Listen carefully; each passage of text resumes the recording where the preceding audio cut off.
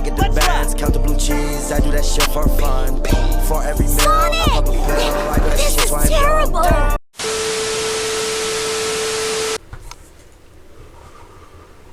What it is, YouTube? It's your boy Tokyo. Today we about to do another reaction video. This video is by your girl Tunes. I finally got your name right, I ain't gonna lie. I did another or a previous take and I fucked up so bad I might put some clips in it. Young girl teen. Your girl tune. Fuck, I fucked up your whole entire name. I'm so sorry. But today's video we about to be reacting to is Everybody Hates Chris except for Ms.Morello. Was she racist? Now in my opinion, I ain't gonna lie, yeah. bro, the amount of time she targeted Chris in this show, and I watched this show heavy. I still watch this show, I ain't gonna lie. I fuck with this show so heavy. I seen the first episode of the new series, like the new animated series, but I don't watch TV, so I haven't caught up on that. So yeah, but anyways, we about to go ahead and check this video out. If you guys like this type of videos, make sure y'all subscribe, like, comment, all the other stuff. Make sure y'all check out your girl Tunes. Bet she makes banger videos. I might watch the rest of her shit on some bullshit. I ain't gonna lie, I'm already on some hot shit. Anyways, yeah, let's go ahead and get into this video. Fortunately, I think Chris is a crack baby. The mother's a little delusional. Her brain is addled by years of drug abuse and cheap wine spodioti. She's actually convinced herself that she has a husband who works 2 jobs and that they own a house in the ghetto. I can't believe a word she says. Ah, shit, my shit I remember lagging. Hold up. thinking, I'm about to beat this bitch up. Alright, At this point, all of you know who Chris is in the show, so let's skip to the teacher. I heard all your cries for me to do Ms.Morello. I broke down Rochelle, the mama, Tanya, the annoying brat daughter. Let's discuss quite possibly the questionable funniest character. I ain't gonna lie. Chris is a better big brother than me, bro, because I would have been dropped Tanya, bro. For getting me in trouble and shit, I would have bet that ass would have hung her fucking dolls up on her door or in her fucking ceiling or some shit. I would have did some devious fucking shit, terrorized the fuck out of her, bro, on some real shit, nigga, because you ain't about to just keep getting me in trouble and ask our father, can you light me on fire? That ain't happening, nigga. Fuck that shit. It's war. You wanna play that shit? Bet. I'm gonna be childish. On the show. Among its colorful cast of characters, few stand out quite like Miss Vivian Morello. Chris is well-meaning but painfully ignorant teacher at Corleone Junior High School. Her character is a complex, contradictory figure, someone who deeply believes in doing good, yet constantly reinforces racist stereotypes. Miss Morello serves not only as a reoccurring comedic presence, but also as a satirical symbol of the misguided, unintentionally racist ally. Inga, binga, binga, bunga.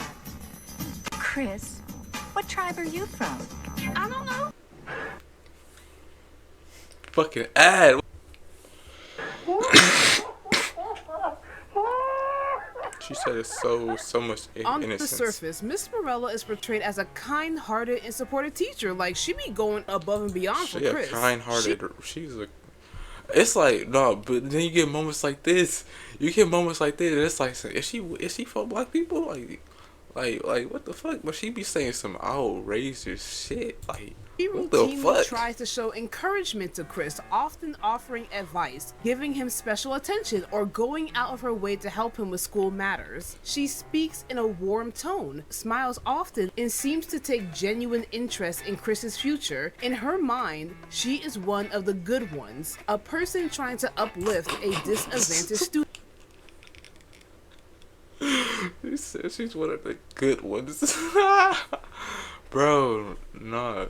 It's kind of like, I ain't gonna lie, because like watching this show and we still watching the show, it's kind of like, you know, like you can't be mad at her, but it's like she for Chris and like you root for her, but at the same time it's like, yo, you gotta chill the fuck out. I don't just be eating watermelon and chicken, and I have my dad, I know him. Like, come on, bro. Like, you gotta issue. Didn't she? Hold up.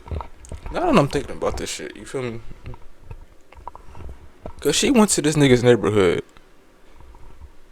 Who the fuck she thought the nigga was next to Rochelle?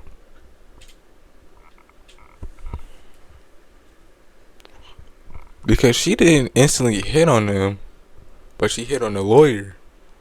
So, I don't know. I don't know. I just started that shit. I don't know.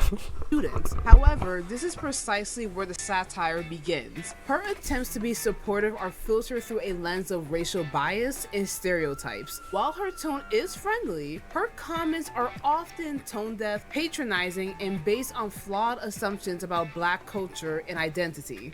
I'd like all book reports to be on books that were made into movies. Are you high? I'm asking, not judging. No.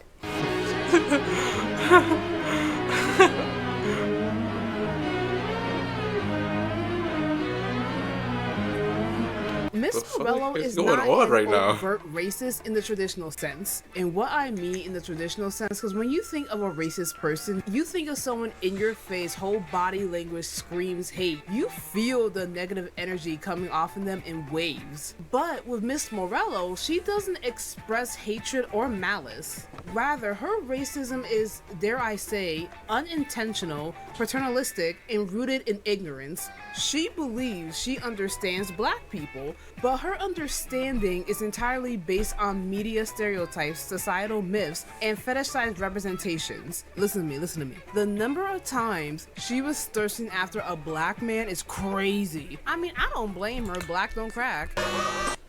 I ain't gonna lie, like, shit. Now that I'm thinking about it, hell yeah, she was, like, more for, like, had, like, a thing for, like, Black people, for real. So, I guess she just had, like, the idea that most Black men just couldn't take care of kids, mostly on crack, all this type of deal. And, well, I don't know, I guess she just liked the shit, because there was an episode where she was, like, had, like, I don't know, she was turned on by some shit, bro. I don't know. She had like her little jungle fever or some shit, and like forgot where the fuck she was at. I remember that shit. I'm gonna pull up a clip if I can find it. What's that old saying? Once you go Black, you never come back? But nah, in all seriousness, where did that phrase come from? Because for the life of me, I'm trying to find the origins of that sentence, and I got nothing but Urban Dictionary. She frequently assumes that Chris comes from a broken home, that his mother is a crack addict. Not Rochelle on drugs. That he is involved in criminal activity. I feel like Rochelle smacked the shit out of herself. She was on drugs. Like, Rochelle, what the fuck wrong with you? Or that he has a dozen siblings. Thank you, Chris. It's hard because I don't have 19 or 20 other siblings like you. Is this nigga serious? The ongoing joke throughout the show is that Ms.Morello believes Chris doesn't have a father. I have a father. Oh, I know, Chris. If only your mom knew his name. Bro, who the fuck did she think the nigga was next to her, bro? I'm trying to figure that shit out. Cause she didn't even mention the nigga. Well, when he asked her a question, she said, "Don't do your voodoo shit or on me or whatever." Like, you feel me? Who did she think the nigga was? Am I tripping? I'm not tripping, bro. Who did she think that nigga was? What's even more amazing is that these statements are not delivered with spite, but with a twisted form of sympathy. The comedy lies in how sincere and clueless she is. When Chris tries to correct her, she often assumes he is lying, sometimes claiming he's on drugs, because his real life doesn't match the narrative she's convinced herself of. This reflects a form of soft racism, a set of biases that masquerade as empathy but actually reinforce damaging ideas. Ms.Morello doesn't know that she's racist because she believes being kind and interested in Black culture is enough to absolve her of any prejudice. She is in fact the very model of the well-meaning but racially ignorant person who often does more harm than good. Adding another layer to her character is the show's running joke that Miss Morello has a different black boyfriend or is interested in one in nearly every episode. It was that, bro. It was that scene. It was literally that scene. It was this scene, bro. It was this scene. It was literally this scene. I'm not tripping, bro. It was this scene. This scene. Right, standing right here, right next to Rochelle. It was Julius. Who the fuck did she thought was standing right next to Rochelle? Who did she think that was? Because it clearly like she giving out her number to this nigga. So who the fuck she think this nigga was? Or is interested in one in nearly every episode. She frequently references them in overly sexual, exaggerated terms, clearly fantasizing about them rather than engaging in meaningful relationships. This is not just a throwaway gag, it's part of the satirical commentary on people who sexualize black bodies while still holding on to deeply racist beliefs. I want to read about the real black men who walked the gritty streets of the hood. People like Superfly, the Mac, Black Belt Jones, Truck Turner, and Blackula. Who the hell is Blackula? Who the fuck? I've been knowing who the fuck. Who?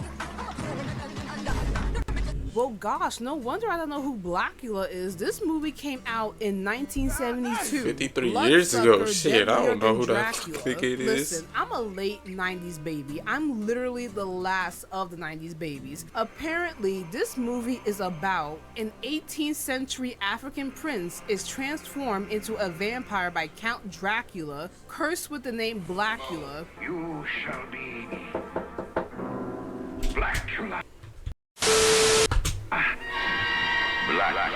They really couldn't came up with anything else, huh? And entombed in Dracula's castle after he fails to convince the Count to support him in his cause to end the slave trade. Damn, Drac, you didn't want to free the slaves? 200 years later, a pair of gay interior decorators transport his coffin to LA, where he awakens with an unquenchable thirst for human blood, as Blackula pursues a woman who resembles his— Hey, who this?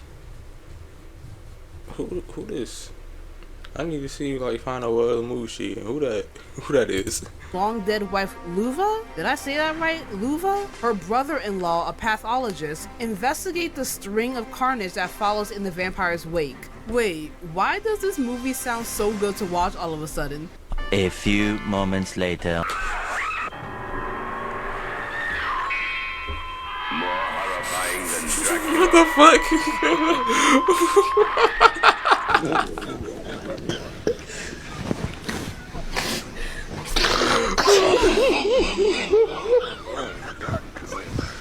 If there's one thing y'all should know about me, I love bad movies. For example, Sharknado, Killer Sofa, and all-time favorite, Attack of the Killer Tomatoes. Bro, I heard of Killer Sofa, and I almost went to go see that shit too.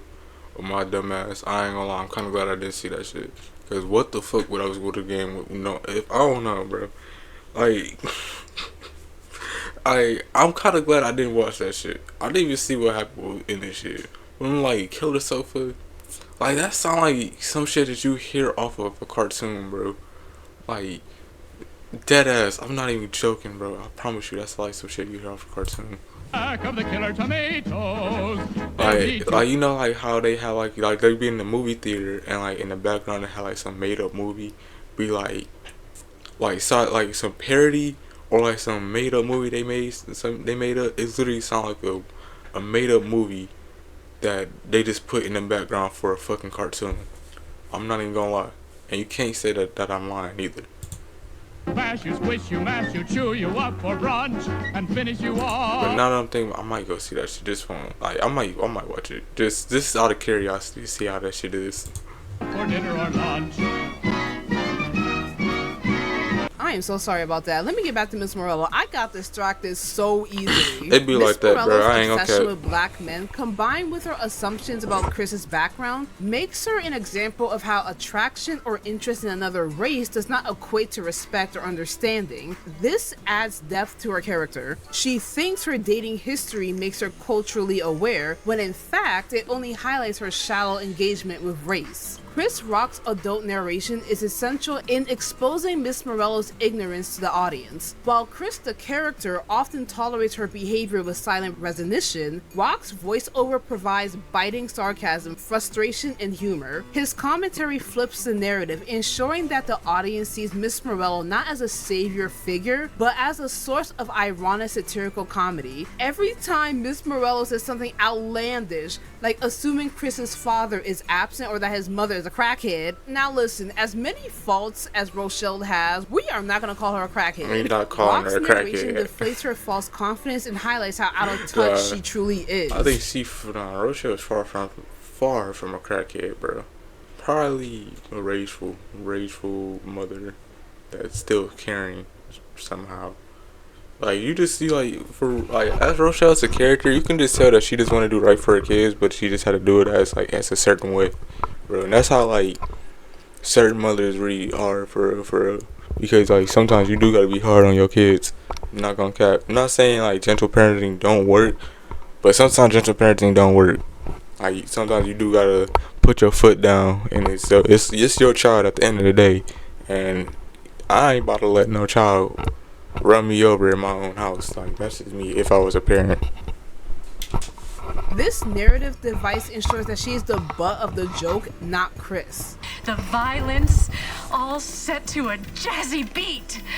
Oh, this is a jazzy beat I want to give her. Ms. Morello is not just a character for laughs. She is a satirical critique of a specific type of person in American society. She embodies the white liberal who wants to be inclusive and helpful, but hasn't done the work to truly understand racial issues. Instead of listening, learning, or challenging her beliefs, she defaults to the stereotypes she absorbed over time. She is a warning about what happens when people assume that good intentions are enough. The humor in Ms. Morello is sharp because it's uncomfortable. It forces viewers to confront the idea that you can be nice and still be racist. I mean, it's basically the same thing with a serial killer. Yo, that's so fucking true, bro. And that's like the idea that it always gave me. Like, she's nice, but she's still racist as fuck. You feel me? Like, you still have the ideal beliefs of these natural stereotypes that black people have, when in reality, in the show, Chris doesn't go through that shit. You feel me? Like, we see that Chris have two loving parents, one working father, and a mother that just try to take care of her kids, for real. That's pretty much all you see in the show. So, like, for Ms. Morello to assume that he has an absent father and a mother that just does drugs and just drinks all day, it shows her beliefs in a character it shows some shit. It just shows her characters in the show, throughout the show. You feel me? Like, she still believes in these stereotypes that black people go through, but yet she wants to, like, be nice in a way to where, like, she want to show sympathy, but in reality, Chris doesn't need sympathy for it. Well, probably for, like, being in a all white school and getting his ass whooped like 24/7. Probably that. But she don't see that. How the fuck you don't see that shit? There's so much shit I'm missing and I still watch this show and I just don't think of it. Like, this nigga gets his ass, he's the only black kid, and he's like, he probably gets his ass beat roughly every fucking day, as he said. We just gonna go off of what he said. And you don't see this nigga, like, getting his ass whooped or nothing. You just see him just, like, bro, what the fuck? Like, come on, bro. That shit don't make no sense. Well, we gonna go ahead and continue. Killer, you could be a total sweetheart and murder somebody and chop up their body parts. You can still like someone from another race and still dehumanize them with stereotypes. You can want to be helpful while causing harm. There are several moments in Everybody Hates Chris that made us all collectively give a massive bombastic side eye, criminal offensive side eye. It's in some situations, hell yeah, in the show, hell yeah. One that stands out is the episode Everybody Hates Funerals. Chris's grandfather literally dies at the kitchen table. Oh my god! You ain't shit for putting this on. He's quietly telling Greg about it. Ms.Morello overhears and demands that Chris share what he's talking about with the whole class. When Chris explains, My grandfather died. Chris, that's not funny. What are you gonna do when your grandfather dies for real? He's telling the truth. Oh. Yeah, you're stupid. Oh, Chris. Wait, you believe him? Of course. why? It's crazy how she instantly believes Greg over Chris. Like, what reason would Chris have to lie about something like that? The wild part is, if Chris were the manipulative type, he could have easily used Greg to get away with so much more, simply because Ms.Morello trusts Greg by default. Another side-eye moment, when Chris wants to attend the Bronx Academy of Science with Greg, Ms.Morello's reaction is basically, boy, be so for real, stop being the Lulu. She agrees to help him apply, but not without that heavy skepticism. Chris passed the standard review, but now he has to go through a home interview. During that interview, the questions that Rochelle is asked are insane. The interviewer goes, "How long have you been addicted to heroin? And you've struggled with drugs and alcohol most of your adult life? You have 3 children, right?" Yes. "Can I have their fathers' names?" Plural, as in more than one. Rochelle is stunned. She says she's never done drugs, never had a drinking problem, and that her children all have the same father. The interviewer, still suspicious, asks, "Do you know his name?" Stop the motherfucking music. You. Are you dumb? Rochelle loses it, and understandably so. She demands to know where all this misinformation is coming from. What the fuck you think? Ms.Morello told the interviewer that Chris is a crack baby, that Rochelle is delusional and addicted to several substances, believes she has a husband with 2 jobs, and that the family has a house in the ghetto. She said all of that with a polite, genuine smile while drinking chocolate milk. I like chocolate milk. I like chocolate milk. Can I have some chocolate milk? Can I have some chocolate milk? I like chocolate milk. Yeah. And the fact, bro, nah. It's the fact she tried to drink that shit on innocent. Tastes real good. Genuine smile. She tried to drink that shit. Look at that fucking face. Look at that face, bro. Chocolate milk. I like chocolate milk. I like chocolate milk. Yeah. I'm sure that chocolate milk tastes real good. She acting all perky like she didn't just destroy this family's entire reputation. And here's the gag. Chris finally gets accepted to the Bronx Academy, but was swiftly denied. You know what's crazy? I was literally just thinking about this shit. Like, I was literally dead ass thinking about this shit. Like, yeah, there was this part too. Like, in the first, before she said this one, in the first one, I was like, why wasn't this the first one that she, never mind. That ain't my video. Because as it turns out, Chris does have a father who works 2 jobs, and his mother isn't a drug addict, and Ms.Morello has the nerve to say, Chris, why did you lie? Hell. Go to hell. Go there. Go immediately.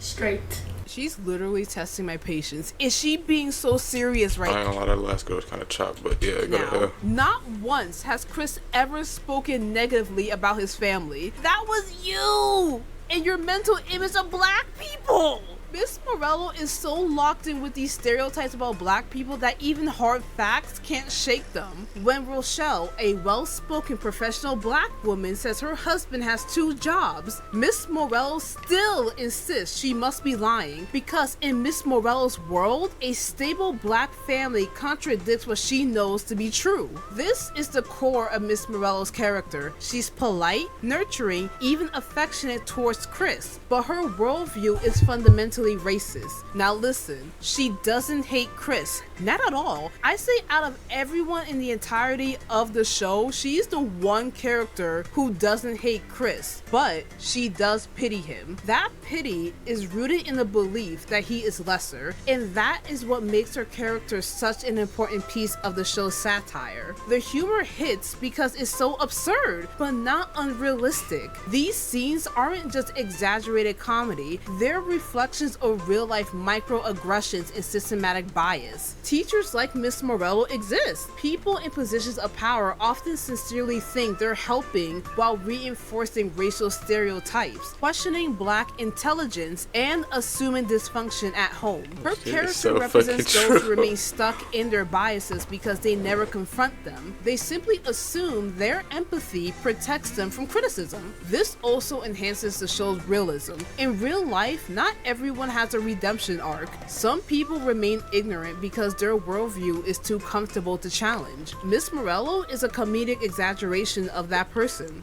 Chris, after looking at your test results, I'm very concerned. I've been getting my ass whooped for 2 years and now she's concerned? Ms.Morello's character is a masterclass of satirical writing, balancing absurd humor with sharp cultural critique. She's funny because she's so wrong, yet so convinced she's right. She's frustrating because she means well, but never realizes the harm she causes. She's nice, but being nice isn't the same as being good. In a show that often explores racism, economic struggle, and adolescence through humor, Ms.Morello stands out as a character who makes the audience laugh while also making them think. Her existence in the show reminds us that racism isn't always aggressive or hateful. It's often subtle, internalized, and carried out by people who truly believe they're helping. She doesn't hate Chris. She likes him, but she doesn't see him. And that's what makes her so funny and so important as a character. And as always, don't forget to like, comment, and subscribe, hit the notification bell so you never miss an update. And I just accepted the fact that I'm going to be doing an analysis on every character from Everybody Hates Chris. I have done Rochelle, Tanya, and now Ms.Morello. And I read your comments, and I hear a lot of you want me. I ain't gonna lie, I kind of zoned out at the end. But, I ain't gonna lie. That shit is so true, because there are like people out here in the world that like do view black people as like lesser, less fortunate, and like all that type of shit. And some aren't, but some aren't at the same time. Like there are like very wealthy black families out here and shit. But just to assume that all of them are like that, because she didn't just do that shit with Chris, she did that shit with the other dude too. What's his name? Albert or something. They did, like, she did it with him. So it's like literally like just like she said, that shit is so rooted deep that it's not just Chris, bro. It's just with every black person that she meets, and she does have like a good like fetishization for black men. So we're just gonna say that. Anyways, guys, if you guys enjoyed that video, make sure to leave a like, subscribe, all that good stuff. Make sure you guys subscribe to Your Girl's Tune. Her link will be in the description down below. And with that being said, I'm up out of here. Peace.